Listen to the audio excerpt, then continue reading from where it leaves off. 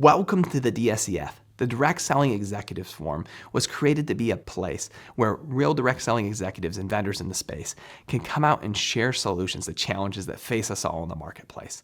Our guest today is going to be unpacking a topic and sharing their raw thoughts for you to learn from. All right, let's go meet our guest.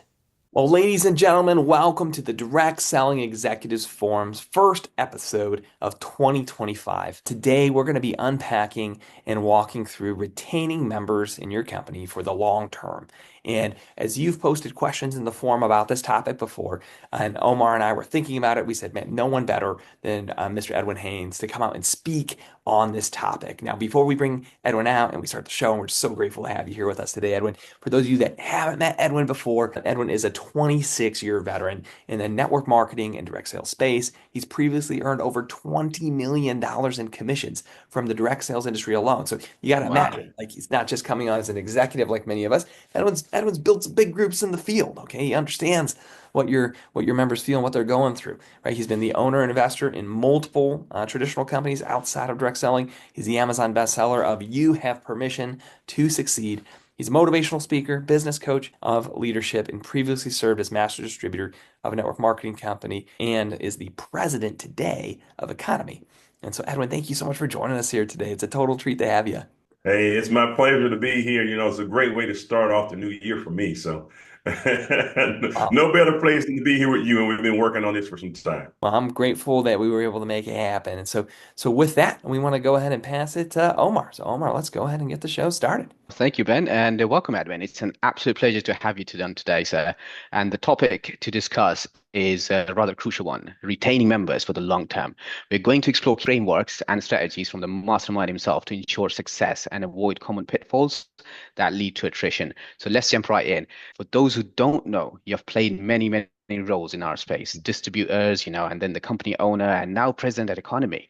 What was it about this group that, attracted you to lead their mission? Well, I'll put it this way. I was really in a period of transition. I thought I was headed out of the industry. Over 26 years, or going almost 30 years of being in the industry. As you mentioned, I've served in different capacities of this industry, and it's been great. I love it. But I was exhausted. I've been coaching, training, teaching, flying all over the world, looking to help people and sometimes wanting that more for them than they did for themselves. And that can be, it can wear on you a bit. But as my wife told me, she said, this is where you're probably the most happiest in your life is when you're out there with the people. And why try to go out and do something else without having this in our portfolio? So we will always have direct sales in our portfolio. Well, when I started, as I transitioned, just to keep it short, as I transitioned from the master distributor of a previous company, I kept having people calling me saying, what are you doing? We want to join you and all of the things. And I told them, I said, I'm not doing anything. But bottom line, it led me to start an affiliate program. And I was working on that, building it up. When I was approached, it ultimately led me to look at a merger or a partnership with Economy. And the owner actually said, I'm taking a shot in the dark to see what you even consider being a part of the executive team and full-fledged in the company. After looking at everything, the good and the bad, one of the things you want to know, you want to make sure, I want all of it. So tell me the bad stuff and give me the decision of Amen. whether I want to be a part of it or not, right? And so I wanted to look at the whole thing. In other words, look under the hood. And once I saw that there was something there that I can build on and actually use my expertise to grow with, I felt this would be a good place for me to make another major impact around the world.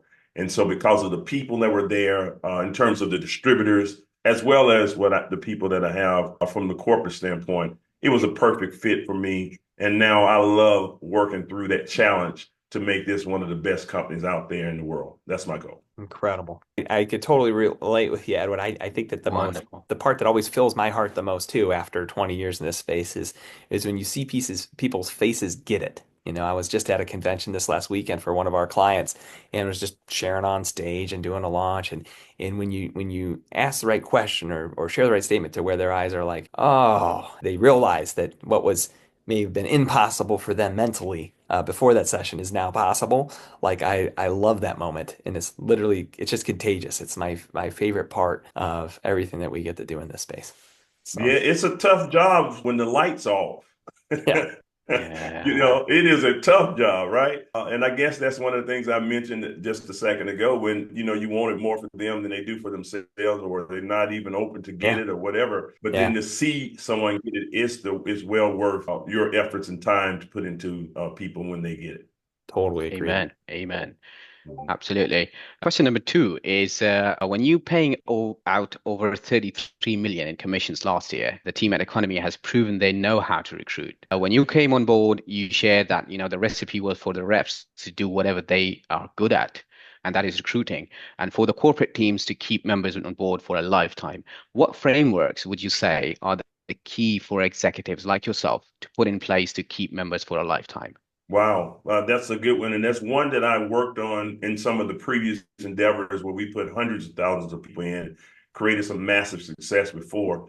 And that Wow. principle, one of the things I worked on in my life was working with what I call the principles of the industry or in life, period.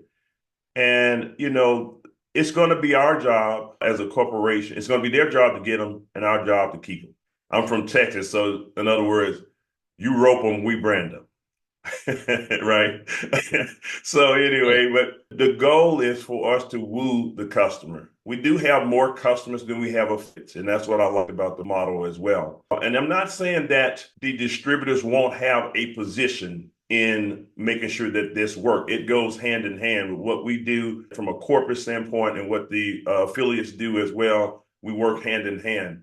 So, when I look at the industry, what has helped me over the years sustain large groups, if you will, it was the relationships that we cultivated. Now, I know the new school of things for people in this day and time is to use the internet, social media, and all of those things. And that's to attract people. That gives you the speed of building in the business. But in order to have something, I play the long game. Now, in Hmm. order to have the long game, you must cultivate the relationships with those people, get them into the systems of some of the trainings that you have. You can't get around events. I am still one to believe high touch will always beat high tech. So over the long haul, okay, of doing that. And so you want to attract the masses? Sure, if you're incorporating some of the things that you do in terms of the social media that happens, that's not the only thing because there's still nothing wrong with meeting people and talking about what you do, traditional business or direct sales. You should do that. But at the same time, you build a relationship with those people. I was doing a call the other day on a counseling with some of the leaders, and they come to me, and some of them are younger now, and I'm like, wow, look at me. I'm doing this. I don't know why I had to go through such a wide spectrum of things in this space. But I guess it's for a time such as this. And I was telling the person, I said, listen, as soon as you get with a person, find out a little bit about them. What are they wanting to accomplish? You were just talking about in the introduction about kids, how are your family and the whole thing. Know a little bit about them because most people, they don't quit the business, they quit people. Yep. Many times what happens is there's something that happens, miscommunication, no communication, something happens and it leads people to leave that organization. I know right now, and all of us, we can go and look at some organizations that may not pay out as much, that may not move as fast, but they have loyal members because they feel valued where they are. And you can't get them out of the system if you wanted to because they feel at home. They'd rather have a smaller check and be happy than to have a larger check and be disappointed. And so I make sure that we do our part to, as much as possible, incorporate things into our company where people can feel at home. So I believe that, if you will, in short, would be some of the things that I would say would help people keep a team for the longer term. It's important to highlight what you just shared there because I think that a lot of us, we think about how we did things in the past and then how things have changed, and we say, well, what do we really do? And what I love about your approach, Edwin, is that you're not discounting recruiting with technology. You're not discounting doing this work, but then behind the scenes, you guys are doing the work of putting the events on. You're doing the work of creating Yes. communities of people who do life together. You're doing the work of creating accountability and shared experiences. It's not like, the world's changed. You can't do these things anymore. It's like, no, it's both and. Is that there are some Yeah. people we run into in space who are just focused on saying, well, we're just going to do our 2 events a year as corporate. We do our summer event and we do our winter event, and that's it. That's what we do. And the rest is up to the teams. And that works if your teams are super active in doing their own event. Sure. But if they're not, right, you got to think about this as a real Mhm. strategy and a framework. One of the other guests we've had on the line is I always like to recount previous episodes for those who are watching on the stream. We had Travis Garza on the line back when he was president at Plexus. Today he runs Juice Plus. But when he was on the line, he shared that in Plexus they had their program to get you out to their headquarters after you get to a certain rank, right? It was a big idea of saying, okay, how do we want to recognize people that when they get to, it's not a big rank, but when they get to this minimum rank, let's get them out to a Super Saturday at corporate where they can fly out and meet the staff, right? And so you saw that shared experience that people work towards of saying, hey, I want to go get to that event. And one of the things I was excited about, seeing how Edwin's done what they've done, is their event schedule. Like I look at Hassan's schedule on social media and yours, Edwin, and you guys are constantly, it's like you're like a music group. You're like, we're on the next tour for the quarter. The That's date, right. you think you're the Beatles. Like it's a lot We of just things. finished, but Yeah, then we just finished a 20 country tour. a 20 country tour 20 Wow. in 6 months. in I six think it's months. 6 or 7 Wow. months. But this was like, I actually deemed it the belief tour. That's what I called it.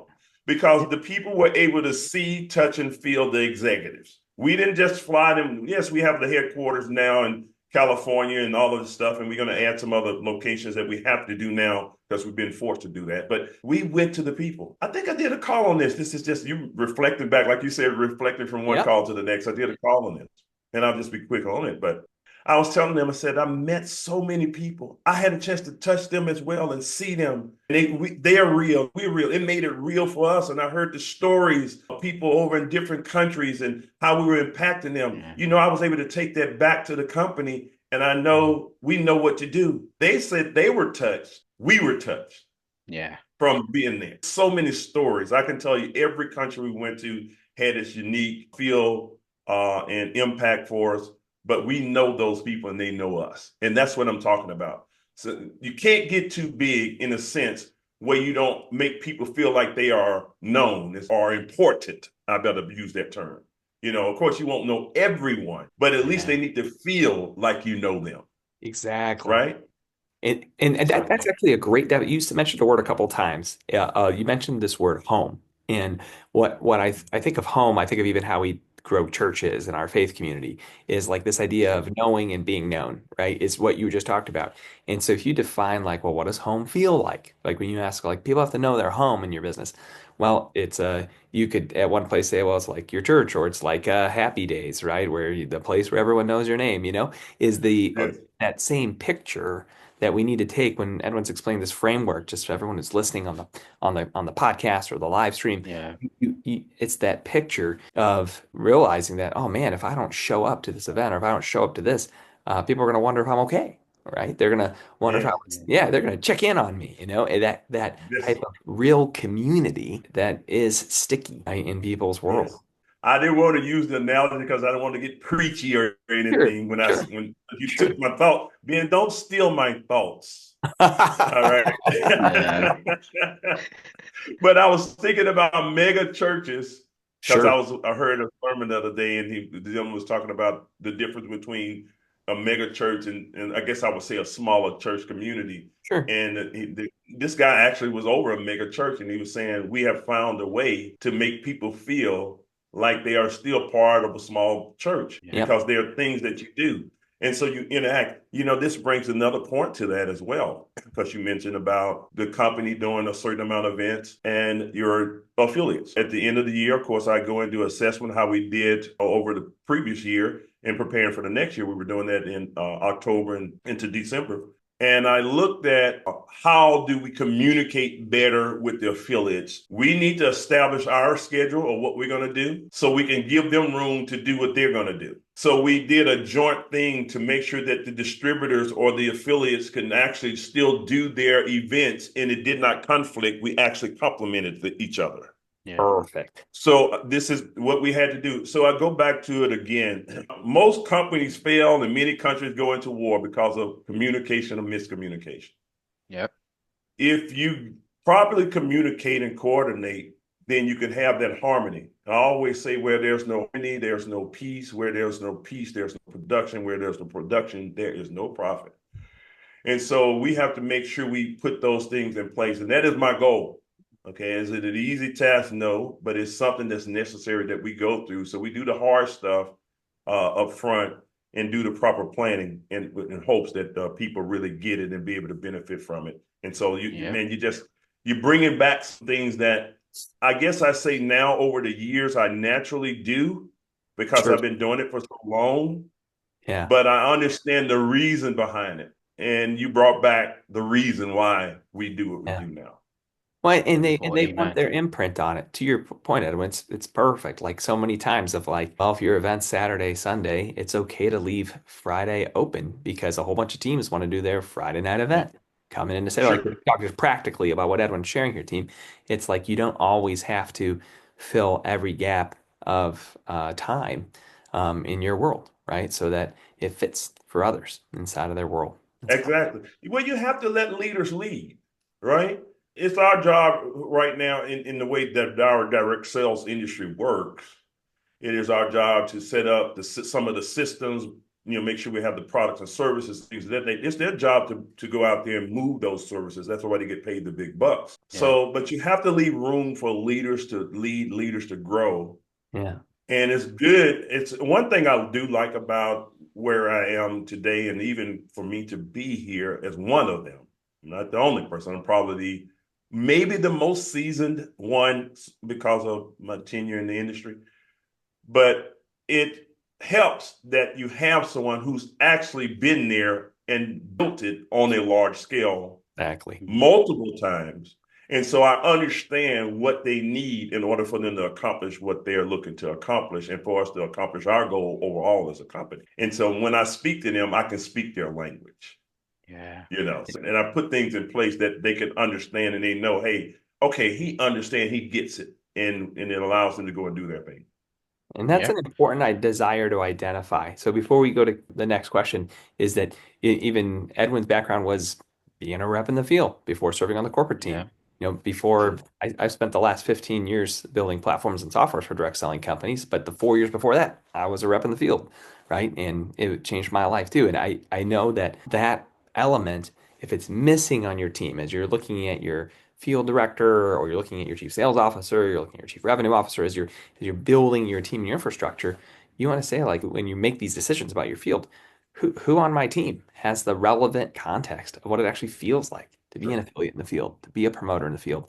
Who knows if I'm doing something taboo here? Because so many times we make silly mistakes as executives because we either don't listen or don't ask, or we don't know, Yeah. right? And that could Agreed. be avoided. And that's a perfect segue for what they actually had in the forum. So over to you, Omar.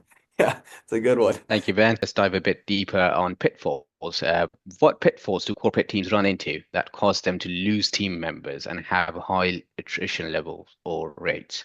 They look at people more as a number and they Mm, put profits before people instead of people before profits. yeah. That is very dangerous in our space. And so, of course, you want the bottom, you have to have a healthy bottom line for the company. And then I make sure that the team understands that, hey, we're not just making this decision just for us, it's for you. But if we don't make a decision, I say us, and I'm saying us, I have to make us as a whole for the company, because if we don't do this for the whole of the company, then we won't have an opportunity for you. Put the people before the profits. That's number one. And they need to make sure they don't feel like a number or a dollar sign. Making sure that I'm going to stress this. I've gone through this so many times in my oil and gas business, in my different things I've done. Communicate, communicate. There's no such thing as over communicating. I like to get ahead of the challenge before it happens if I can. One of the things I have a philosophy now, when issues happen, got a 24-hour rule. You can break that up how you want to do it.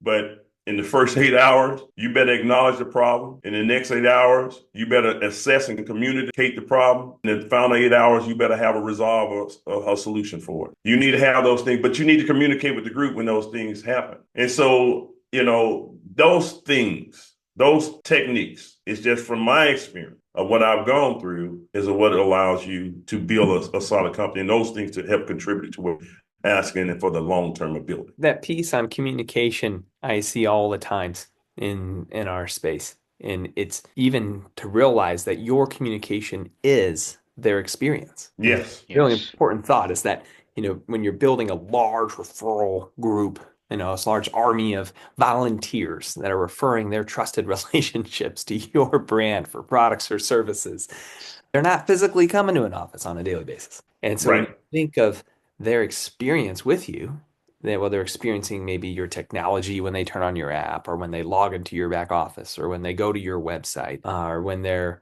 on their social media and they happen to follow your pages and are seeing your content. But how else Mhm. are they experiencing you? Well, it's in your communication. One of the things that Edwin highlighted so good that we have to take back is if you don't have a strong weekly communication plan of what you're actually doing each week through your marketing team and others, of creating the experience. Some people say, "Oh, I don't want to send more than one email each week. Oh, that would be rude." And it's like, well, actually, you should communicate quite a bit more, right? Because Yeah. these people aren't physically in an office. The only experience of you, that you even are alive and exist and have anything going on, is the level of emails and text messages they get about Yeah. you inside of the, Correct. because you're doing this for the passionate following. And Yep. total root what you just said, Edwin, about people above profits, profits above people. That is the question.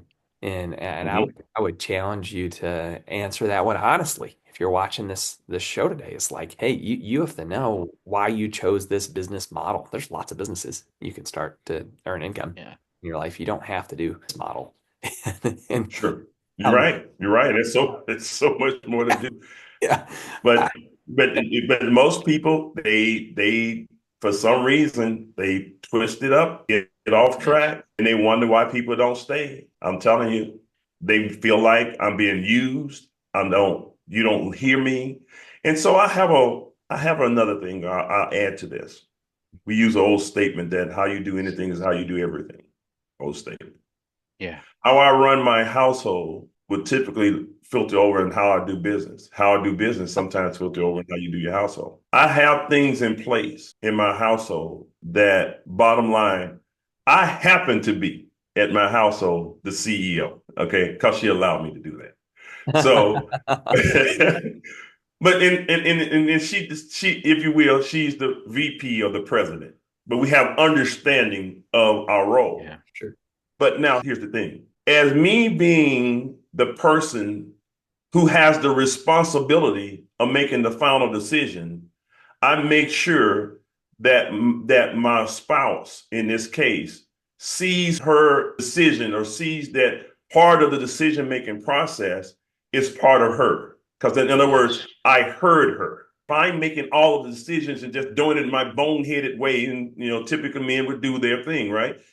But I exclude what's really valuable to what's in my household or in my partnership, then that could be a breed an issue or a challenge for me. Same thing here is how I look to run and work with the field and with the corporation as the president of the company.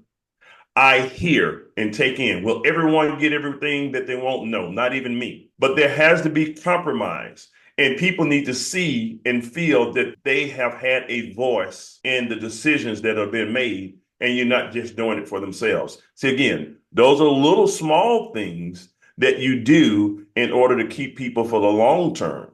And so Yeah. when I hear them, when we went on that tour, it was one of the best things for us because I heard different people, different issues in different countries, and every country and culture had something that was different that Yeah. they needed to have us kind of customize or cater how we do our business in their area. True. Now, again, I can't do it all different, but there's some things that we had leeway and a little room to make sure that they were comfortable in building. In other words, they saw and they felt more that we cared for them than what we said. So we let our actions, in other words, speak louder than our words. See, Yes. that's how you do it. Those little things that you don't even have to discuss. I heard it. I didn't have to go tell you and say, well, you know what, Omar? I heard you and I'm doing it. No, no, no, no. I just go do it. Oh Yeah. my, wow. Okay. Wow. He must have heard me. Yes, I did, and I That's paid love. attention. It may not have been perfect, but you got something. Yeah. That's how you do that. That's how you love people Absolutely. well. You know, it's like that's how you show you care. That's you're just loving people well. At the end of the day, it's just Sure, it's a powerful picture. sure. Absolutely. Right. For the final question from the panel is for the super busy executives like yourself who feels like they're already full, what one thing do you want them to take away from our talk today? Never get too busy to, it's like, oh, it's piggybacking off what I just said, to hear the people. Yeah. Never get too Yeah. busy to care. Never get so lost in the numbers that you forget the people, you know? And so I'm always looking to grow. I never, no matter what, I've had some, you know, some people would deem as a major or significant success. And it could be, you know, I've done pretty well for myself in this industry. Person coming from nothing to be able to Yes. hit the goals that I have. And I had, this is amazing. This industry has changed my life so much. Yeah. I have some, I'm going to use the term dignitaries and governments around the world that I've met now that call me, the little Southern guy from Greenville, Mississippi, that lives in Houston, Texas. And they ask me for advice. And when they come to town, I'm talking about high officials, want to talk to me. And it was because of what this industry has done for me. I've grown the Yes. most in this industry. I think it would put you in a better position. And that's why I so love the industry of direct sales. And when you do it the right way, I love it so Yeah. much. And so I always take out time to get myself and put myself in position to grow and learn more. Because if I can't grow and learn more, I can't help the team that I serve. You have to take out time to build yourself and rebuild yourself. Here's another thing too. So many counselings I have to do, but I'm going to give this one. I tell people that every 5 years, you should reinvent yourself. Mm. When you were 5 years old, you don't do the same thing when you were 10. When you're 10, you do the same thing when you're 15. You're driving now, thereabout. When Yeah. you're 15, going to 20 in your 20s, you know, at 20, it's different. In college, Yeah. things happen. 2025, you can rent a car. You know, at 30, now you're reconsidering some Yeah. things. 35, man, I got to get a move on. 40, Yeah. you're probably now looking to start your own business because if you work somewhere, you realize, okay, this may be good, but I better make sure I start planning for retirement. So in other words, you can go down the list. Every 5 years, you should be reinventing yourself. I Yeah. look to do that for myself so I can be of value to others Yes. because we are in the serving business when we got involved. When we chose this industry, our biggest assets, as well as our biggest liabilities, were the people in many cases. That works on both sides. Sure does. Yeah. But the biggest asset you have were the people. And I wanted to make sure that I serve the people. So you asked the question for a busy executive, never get too busy to grow. You Yeah. never get too busy to know what's going on in your field with your people and as much as possible and down as Yeah. deep in the group as possible. Try to touch and feel some of the people so that you know who they are. You won't get all of them, but at least you can get some of the people down there. That way you can have your mark and your touch. You know, I get different calls from different leaders, and I make sure that the team knows. This is what Yeah. I do. I make sure I don't just, I came from a philosophy in the industry is that you lead at the top and you work at the bottom, okay? Yeah. Because you keep the fire burning at the bottom of the group when you work. When I was in the field, just solely in the field building, I would go down deep in the group. I'll lead and I'll let the leader know, hey, Omar, I'm going to be here, Ben. I'm going to be working down in the group with such and such. I want you to know if that's okay because I don't want to conflict with what you do. And I always communicated, again, communication with Yeah. them. And I kept the fire hot. I also made it a responsibility that I made sure that the duplication, the information was filtered, was not filtered, and it was given whole to the bottom of the group. Because you know how it goes. You tell one person one thing and then you add something or take something away and you next and so on and so forth. And by the time they get it down to the bottom, it's nothing, Sure. like you said it. So I made sure that I personally, as much as possible, when I was building in the field, that I incorporated keeping the fire burning up and making sure that the information was filtered down. Yeah. So I still kind of do some of that now. And even though my role is different, my heart is still the same. Right? And so Yes. those are things that help keep business going. Again, I play the long game. These things I'm asking, it may require you to get out of your office and into the field. But if you're going to build something for the long term, that comes with the territory. And so Yeah. those just again, it's the small. We hear these things that sound cliche-ish, but it's the little things that make the biggest difference. And so high touch will always be a part of what we do, as opposed to only you can't have one or one without the other. I've seen people who go too far trying to catch up with high tech in what we do. And they Sure. just leave what they're doing and they go all high tech and they forget the touch and they see a spurt or a sprint of momentum, but it only lasts for a period of time because there's nothing to cement the relationships there because they forgot about that. They got tied into how things were going. But you can't forget what started this industry. This industry started from home meetings, home parties, drinking a cup of coffee, sitting across from one another. They did it without technology, and billions of dollars were generated. And you still have long-term companies, some legacy companies that are here, and they built it by sitting down, belly to belly, face to face, home party after home party, and they made a difference. And I can tell you right now, people need that right now. I can go back into so much stuff here with what just happened with when the world was separated with the COVID situation, and people felt so much was exposed, and mental issues became a challenge for people big time.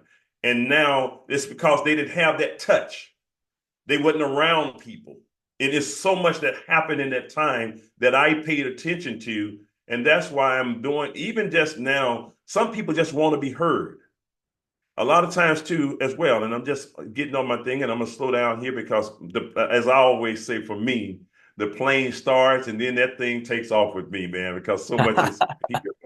I love it. But I'm gonna stop and let me land the plane here for you, if you will, because I want people to win. We have a goal to do. This industry is great. There's so much that we can do to collectively together. We're just gonna do our part as ambassadors of the industry. We're not perfect. We're working on that every day, and I can tell you we're going to make some mistakes, but our goal is not to make the same mistake twice. We're going to do the best by the people. That's just all that we're going to do to contribute. So if the saying goes, a rising tide lift all ships. If we're doing good over here, it looks good for our brother and sister companies, and Yes. we're going to make sure we keep that together. I will never forget that. But as I'm saying right now, there are some people that need us. They need to feel a part of something. They need to feel the camaraderie again. They need to feel cared for and loved, and not looked at the dollar as a dollar, and be able to someone to invest some time into them and guide them and put them on the track that they want to go on. And so if that's the vehicle they have in this industry, like we're looking to have in our industry, then we're doing our job. So anyway, I'm landing the plane. Wonderful. It was a lovely conversation. Thank you, Edwin. Well, Sure. that picture is the framework. And so for those of you that ask questions around this topic, it's when your focus stays on creating value for others long term and you become an integral part of their life. And they can't imagine life without you. And so as you hear Sure. Evan talking about listening well, loving well, thinking through what's next and just doing it as a leader, that is what becomes sticky about culture. We use these words all the time, and Edmund said it in a credible way. And so I invite you to do it. Like take what you heard today from Edwin. If you want even more help, go on Amazon, buy his book, right? Go jump into You Have Permission to Succeed, get copies for your whole team, right? Do this stuff, gang, so you can start to learn and apply what's possible in your own life. And we just want to thank you so much, Edwin, for being here today. It was a total gift to have you here on the session. And Omar, thank you for hosting the panel. We'll wrap up for those of you that are brand new to the Direct Selling Executives Forum. If you haven't yet subscribed or joined the invite-only LinkedIn group, go to directSellingExecutivesForum.org or go on LinkedIn and search for Direct Selling Executives Forum and apply to join. It's absolutely free as a leader to be a part of our group. and you can submit your questions and your topics and see replays of over 60 episodes just like this right there inside of the forum. I want to thank you for being on today. If you're watching on the stream, you can download episodes on Spotify and Apple Podcasts as well. Thank you for being here, gang. Have an amazing day. We'll talk with you soon. If you haven't yet joined the DSEF group on LinkedIn, go to directSellingExecutiveForum.com or go on LinkedIn and search for Direct Selling Executive Forum to apply. The group is free and is an invite-only community of direct selling executives by direct selling executives.